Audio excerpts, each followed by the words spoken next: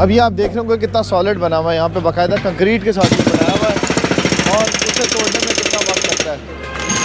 तो अब इस तरह के जो जितने भी प्लाज़ा मालिकान हैं, दुकानदार हैं, उनके लिए ये एक मैसेज है म्यूनसिपल कॉरपोरेशन की तरफ से और पंजाब गवर्नमेंट की तरफ से कि अगर आप लोगों ने इस तरह के प्लाज़ास के आगे कब्ज़े किए हुए हैं तो अपने कब्ज़े आपको ख़त्म करने पड़ेंगे, वरना इसी तरह से आपके साथ भी हो सकता है और बड़ा नुकसान हो सकता है इसमें। अब इन्होंने क्या किया हुआ था, प्लाज़ा के साथ फुटपाथ पर कब्जा करने के बाद यहाँ पर यह सारा एरिया ऑक्यूपाई किया हुआ था और उसके बाद यहाँ पर स्टॉल भी लग जाते थे और बाइक्स खड़े। ये देखिए गंदगी का ढेर कितना है यहाँ पे। ये मोहसिन अगर आपको दिखाएं तो ये सारा गटर का पानी जो है वो यहाँ पर इकट्ठा हुआ था।